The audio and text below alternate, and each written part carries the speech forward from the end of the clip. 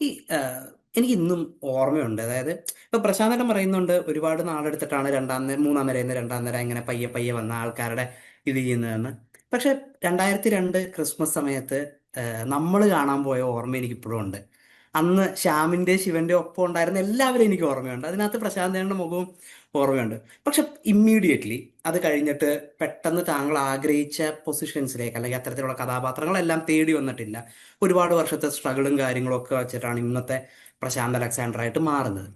ആ കാലഘട്ടത്തിൽ ആ ഒരു സ്ട്രഗ്ലിംഗ് പീരിയഡിൽ എപ്പോഴെങ്കിലും തോന്നിയിട്ടുണ്ടോ? പണ്ട് ഞാൻ ഇത് വായിച്ചിട്ടുള്ളതാണ്. അതായത് പണ്ട് അമ്മയ്ക്ക് ആഗ്രഹം ഉണ്ടായിരുന്നു ഫാദറിന്റെ പോലെ പ്രീസ്റ്റ് ആവണം എന്ന് പ്രശാന്ത് ഏട്ടൻ. അന്ന് അത് ചെയ്താൽ മതിയായിരുന്നു എന്ന് എപ്പോഴെങ്കിലും തോന്നിയിട്ടുണ്ടോ? അത് ചെയ്താൽ മതിയായിരുന്നു എന്ന് എനിക്ക് തോന്നിയിട്ടില്ല. കാരണം ഉം. അത് നമ്മൾ ഉദ്ദേശിക്കുന്നില്ല. അത് ഭയങ്കര ഒരു ടഫ് ഏരിയ ആണ്. കാരണം ധാരാളം ആൾക്കാരെ ഹാൻഡിൽ ചെയ്യണം. പല പ്രശ്നങ്ങളും ഡെയിലി പ്രശ്നങ്ങളാണ്, ഡെയിലി ഇഷ്യൂസ് ആണ്. അഡ്മിനിസ്ട്രേഷൻ, ദൈവവേല എന്നതിലുപരി ഇപ്പൊ അഡ്മിനിസ്ട്രേഷൻ ആണ് പ്രധാനമായിട്ടും പള്ളികളിൽ നടക്കുന്നത്. അപ്പൊ ആൾക്കാരെ മാനേജ് ചെയ്യണം, അഡ്മിനിസ്ട്രേഷൻ, ഭയങ്കര അലർട്ടായിട്ടിരിക്കണം, ഭരണഘടനയൊക്കെ കാണാതെ പഠിച്ചിരിക്കണം.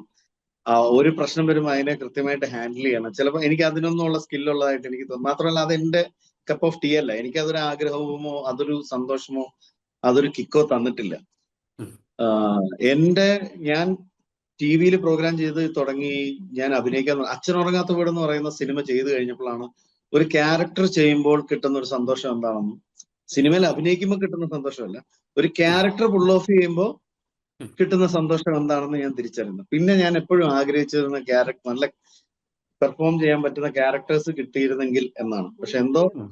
എനിക്ക് ആ സമയത്ത് എന്റെ അധ്വാനക്കുറവ് കൊണ്ടോ എനിക്ക് ഏത് റൂട്ടിൽ സഞ്ചരിക്കണമെന്ന് അറിയാൻ മേലാതിരുന്നുകൊണ്ടോ ആയിരിക്കാം എനിക്ക് അങ്ങനെ നല്ല ക്യാരക്ടേഴ്സ് എനിക്ക് കിട്ടിയിരുന്നില്ല.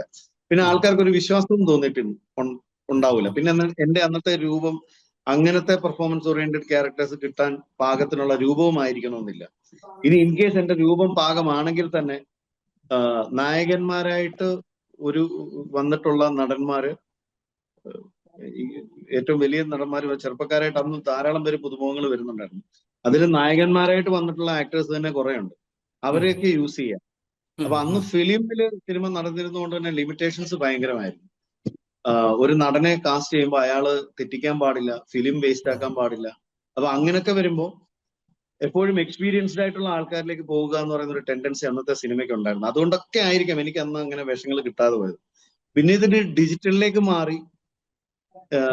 എനിക്ക് ആക്ഷൻ ഹീറോ ബിജു അഭിനയിച്ച് തീരുന്നത് വരെ, മീൻസ് അത് റിലീസ് ആവുന്നവരെയും എനിക്ക് കാത്തിരിക്കേണ്ടി വന്നു. അത് റിലീസായി ഉം. കഴിഞ്ഞപ്പോഴാണ് എനിക്ക് പോലും മാറിയ സിനിമ എന്താണെന്നും, ഈ മാറിയ സിനിമയിൽ ആരൊക്കെയാണ് ഇപ്പൊ പുതിയ ആൾക്കാരെന്ന് തിരിച്ചറിയും. പിന്നെ അവരെ കോണ്ടാക്ട് ചെയ്യുന്നു, അവരെ വിളിക്കുന്നു, ആ സിനിമകളുടെ ഭാഗമാകാനുള്ള ശ്രമം. അങ്ങനെ 2 സീൻ 3 സീനുകളിൽ കൂടെ സഞ്ചരിച്ചാണ് എനിക്ക് ഓപ്പറേഷൻ ജാവ, മധുരരാജ പോലത്തെ സിനിമകളിലൂടെ ഇച്ചിരി ലെങ്തി ക്യാരക്ടേഴ്സ് കിട്ടുന്നതും പിന്നീട് പുരുഷപ്രേതം സംഭവിക്കുന്നു. അങ്ങനെ അങ്ങനെ അങ്ങനെ അങ്ങനെ പോകുന്നത്.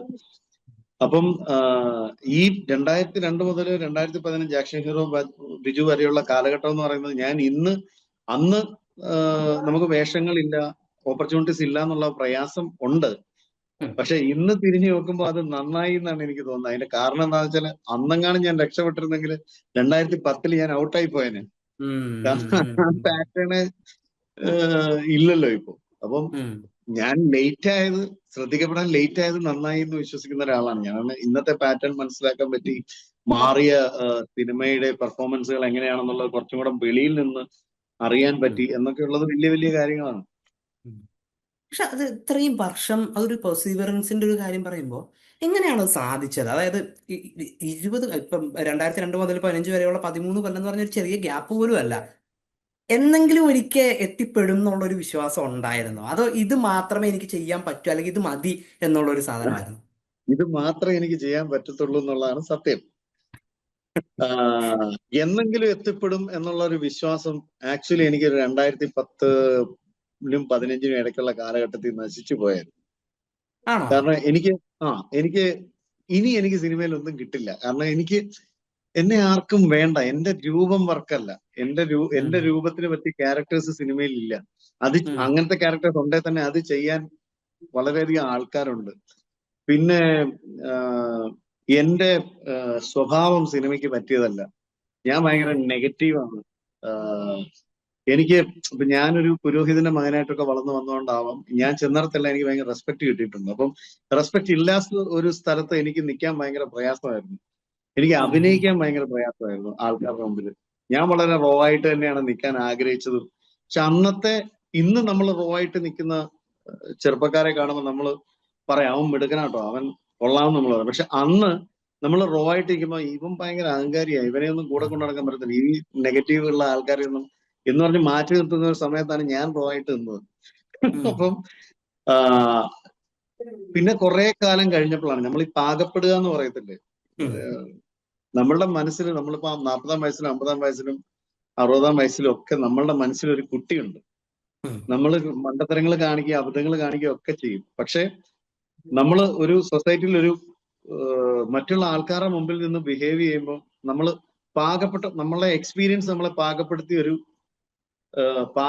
ഒരു മനുഷ്യനായിട്ട് നിന്ന് ബിഹേവ് ചെയ്യുമ്പോഴാണ് ഇയാൾ മെച്ചുറാണ് എന്ന് ആൾക്കാർ പറയുന്നത്. അപ്പം നമ്മളെല്ലാം ഉള്ളിലൊരു കുട്ടി ഉണ്ടെങ്കിലും നമ്മള് പാകപ്പെട്ട് മെച്യൂരിറ്റിയിലേക്ക് എത്തത്തില്ല എന്ന് പറയുന്ന പോലെ ഞാൻ കുറെയൊക്കെ പാകപ്പെട്ട് എത്തിയപ്പോ അന്നത്തെ സമയത്ത് എനിക്ക് ഇനി മുന്നോട്ടൊരു ഭാവിയില്ല, മുന്നോട്ടൊരു പോക്കില്ല. പക്ഷെ എനിക്ക് സിനിമയെ അറിയത്തുള്ളൂ, എങ്ങനെയെങ്കിലും കടിച്ചു പിടിച്ചു കിടന്ന് എന്തെങ്കിലുമൊക്കെ ചെയ്ത് ജീവിച്ചു പോകാം എന്നൊക്കെ വിചാരം എന്റെ മനസ്സിലുണ്ടായിട്ടുണ്ട്. പിന്നീട് ആക്ഷൻ ഹീറോ ബിജു കഴിഞ്ഞ് എനിക്ക് ചെറിയ സാവധാനം വേഷങ്ങൾ കിട്ടി തുടങ്ങി വന്നപ്പോ കുറെ മുന്നോട്ട് പോയപ്പോ ഞാൻ പാകപ്പെട്ട് വന്നതിന്റെ ഭാഗമായിട്ടായിരിക്കാം എന്റെ ഉള്ളിലെ നെഗറ്റിവിറ്റി ഭയങ്കരമായിട്ട് കുറയുന്നതായിട്ട് എനിക്ക് തോന്നിയിട്ടുണ്ട്.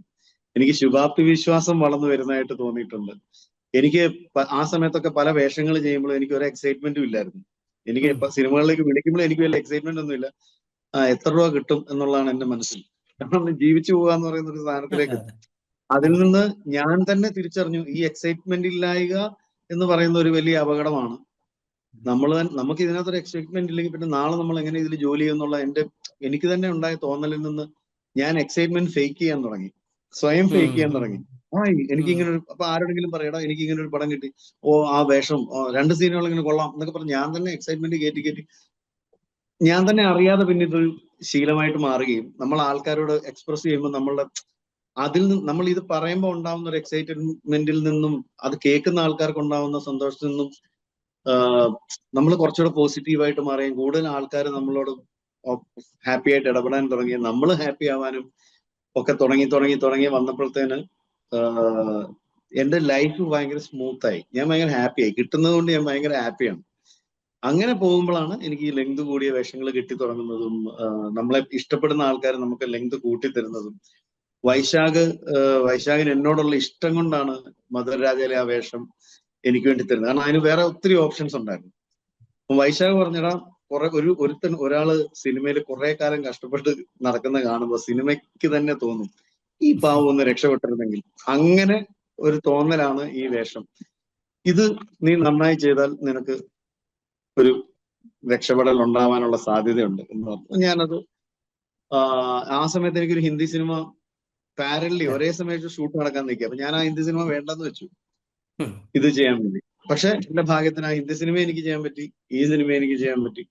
അപ്പൊ അങ്ങനെ ഗ്രാജുവലി കയറി വന്നതാണ്. സിനിമ മാത്രമാണ് എനിക്ക് ഇതേ അറിയത്തുള്ളൂ എന്നുള്ളത് തന്നെയായിരുന്നു, അല്ലാതെ എന്തെങ്കിലും രക്ഷപ്പെടുമെന്നുള്ള ചിന്ത എനിക്കില്ലായിരുന്നു.